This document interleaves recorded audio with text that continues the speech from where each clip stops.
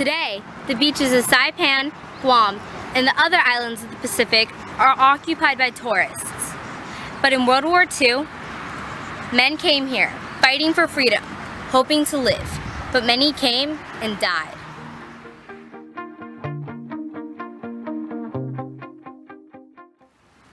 Hi, my name's Piper Wright. Right now I'm in the island of Saipan, which is part of the Northern Mariana Islands. Saipan is a small island that is part of the Commonwealth of the Northern Mariana Islands, or the CNMI. It is located in the Pacific Ocean, 120 miles north of Guam, 3,800 miles west of Hawaii, and 1,600 miles east of the Philippines. In its history, it has been under the control, occupation, or governmental jurisdiction of Spain, Germany, and Japan. Since World War II, it has been a territory of the United States.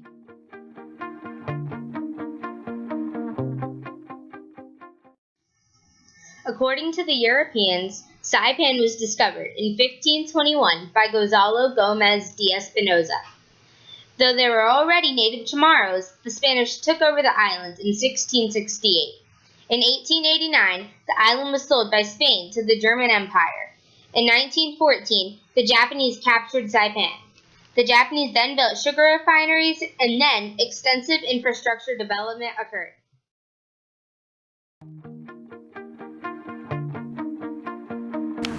During World War II, the Japanese took over the island of Saipan. They needed the airfield for military reasons, and they wanted the sugar plantations for food. The American military knew that Saipan was one of the last lines of defenses for Japan. They also needed the airfield so they could send the B-29s to bomb Japan. Prior to the B-29, the U.S. and Allied forces had relied on two previous long-range bombers, the B-17 Flying Fortress and the B-24 Liberator. Both were excellent planes for the bombing campaigns of Europe, but neither were ideal for the Pacific theater, which required a plane that had much greater range.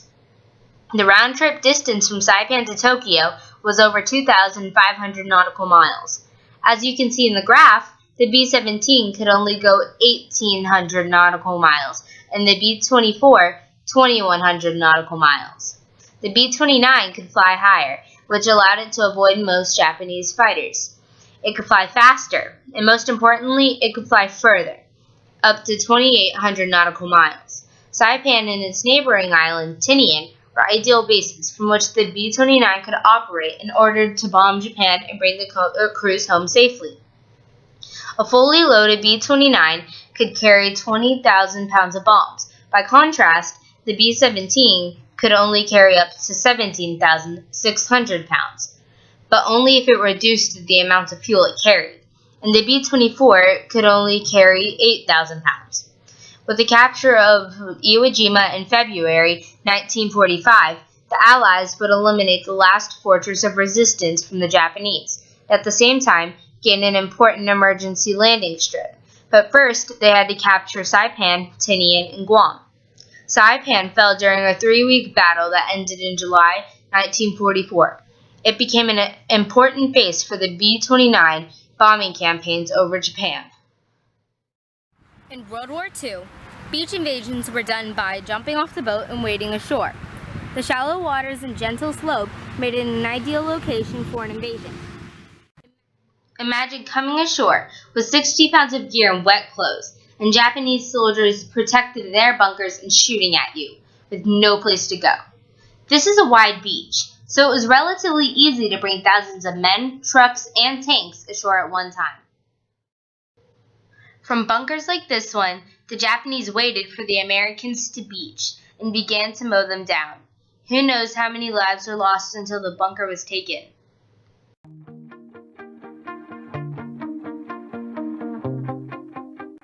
Right now, I'm standing at the northern end of Saipan, but in 1944, this beautiful view was a site of great sacrifice and carnage. As the American advance continued on Saipan, the Japanese soldiers began committing suicide by jumping off a bonsai cliff into the waters below.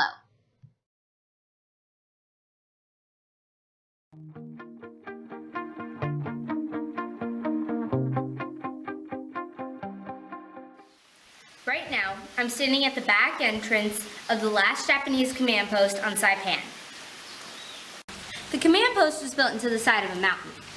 As you can see, it's not much bigger than a normal U.S. living room. Or, as you can see, it's not much smaller than the average U.S. classroom. This is the front entrance. It's a hole supported by concrete. You can see how easily this was hidden.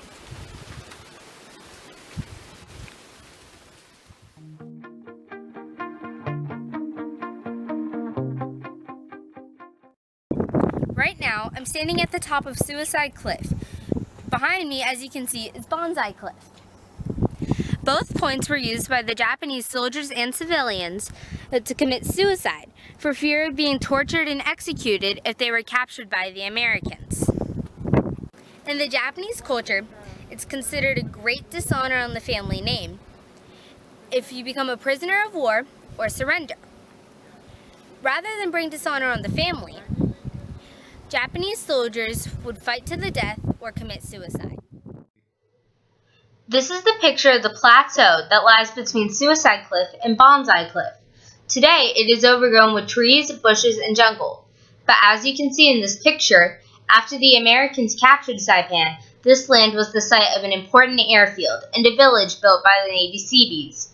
Seabees was the nickname given to the construction battalion, the unit of the Navy that was responsible for building roads, runways, and even small towns during World War II. Today, Saipan is a common vacation destination for Japanese, Korean, and Russian tourists. The Japanese come not only to enjoy the beaches, but to see where their fathers and grandfathers fought and died during the Second World War.